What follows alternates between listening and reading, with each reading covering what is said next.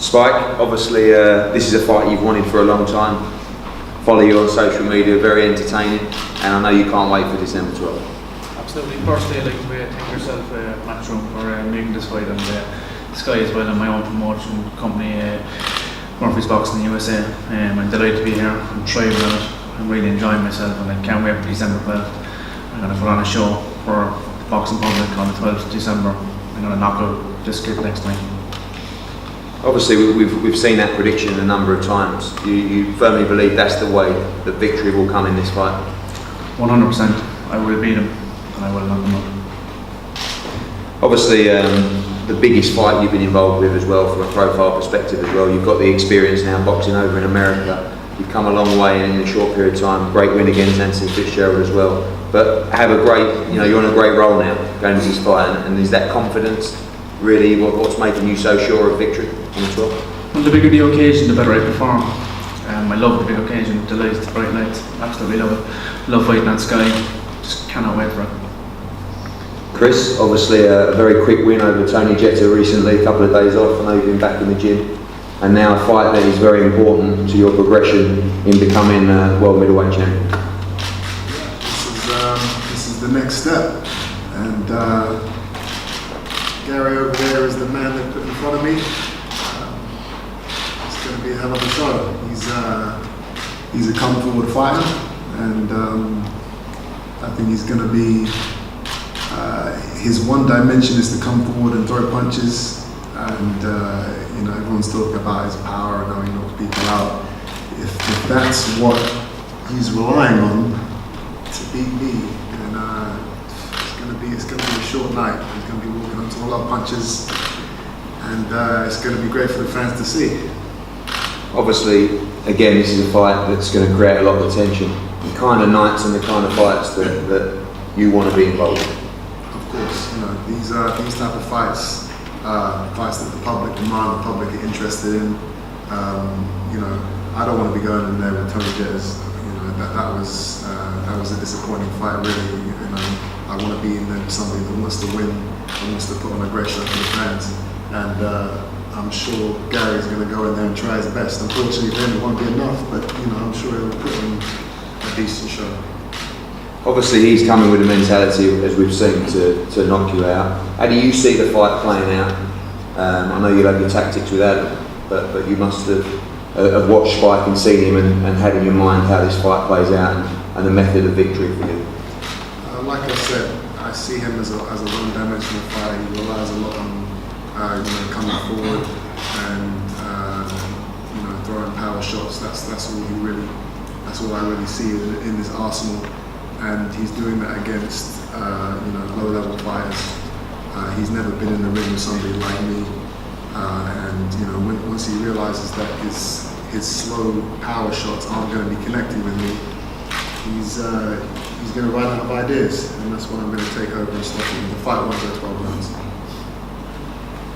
Thank you. Spike, any comments there? Obviously, both confident of that victory inside the distance. I don't care what he says. I'm going to beat him. Simple. I'm going to win. I'm going to beat him. It's a shame because online, on Twitter, for the last few years, you've been so vocal. You've been saying all these disrespectful and dark things to me over the years to try and get under my skin. But now, you're on the big stage, and all you can say is, "I'm going to knock him out and I'm going to win." Come on, let's put on a show for these guys here. Let's hear some more. I am going to win, Chris. I said that. I got the fight. I got the fight. I'm happy. Say some of the things you've been talking about on Twitter. There's no need for any talk. It's like Talk you're is over. Talk is a over. different guy. Now you're Mr. Nice Guy. What happened to all the disgusting things you've been talking about all over the last few years? Let's tell the public how you are. I don't know what's wrong. I don't care what you're saying. I'm going to beat you. Okay.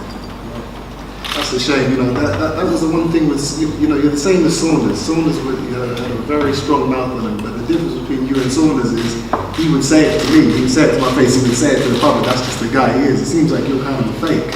It's just business to me. Just business. Business to me. Your business is looking pretty poor right now, son. Sorry to say. I don't care what you say. I'm just going to beat you. Well, there you go, guys. keyboard warrior over here. That's what we've discovered today. Twitter terrorist, but when he actually comes to the big stage, he hasn't got much to say for himself. It's a shame. I thought he was going to get some excitement going on, and I guess not. Sorry, I'd like to jump in there. Actually, the Twitter has got Spike this big fight, probably got his best payday so far. So, I think that was the angle, Chris. Like I said, I don't do Twitter. I think it's a lot of shit, to be honest with you.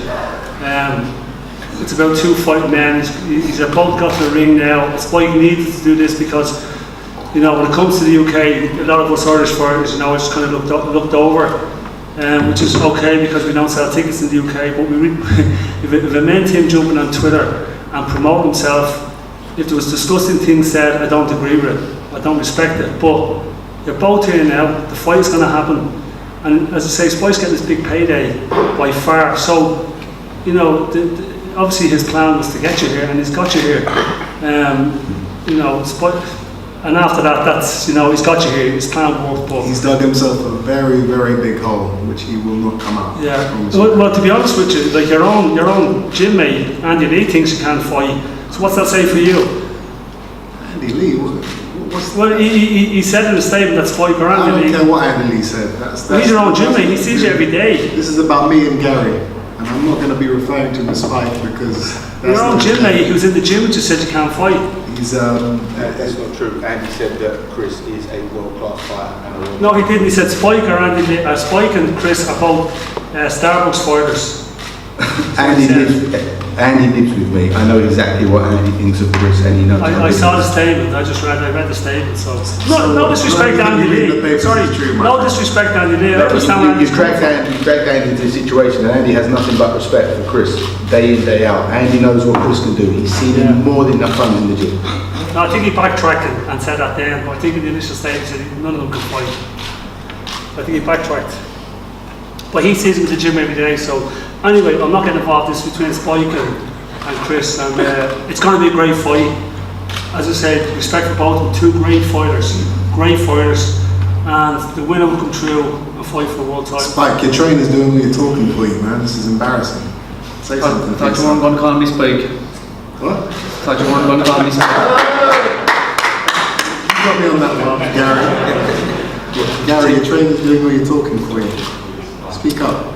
You're on a world stage now, man. This is what you wanted, right? I will beat you, Chris.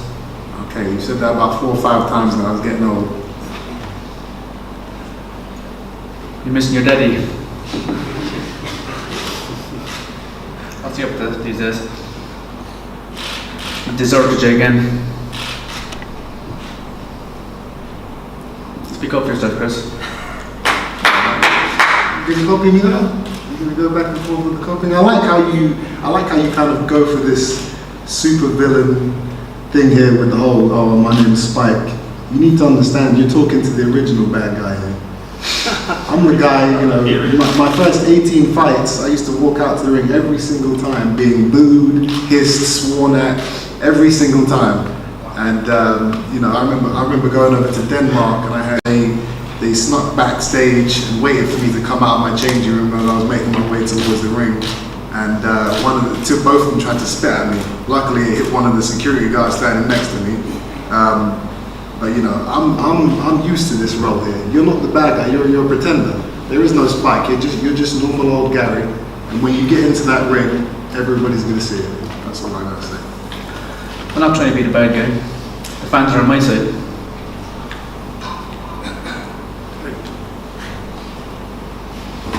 Okay, guys.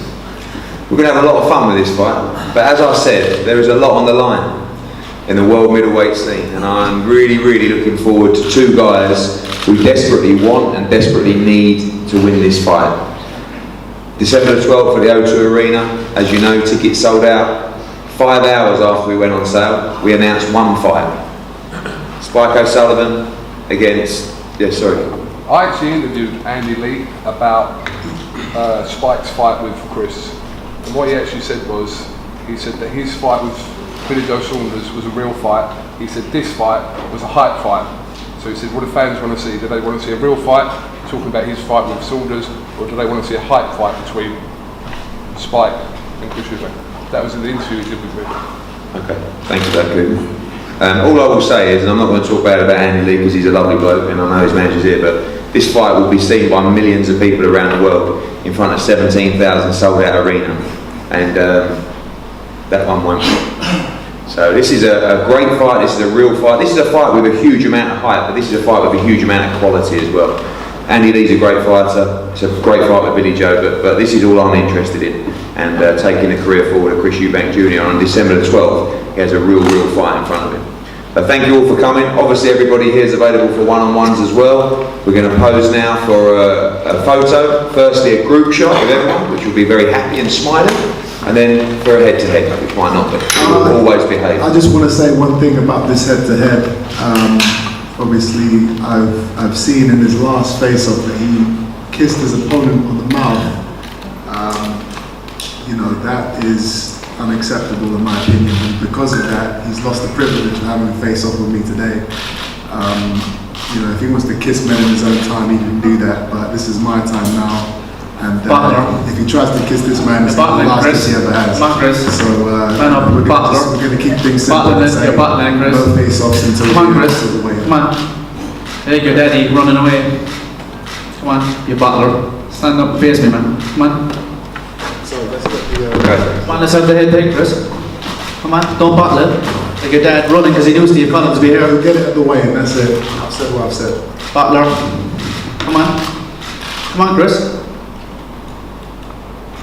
Too scared, look at you. See, you're scared of the whole night.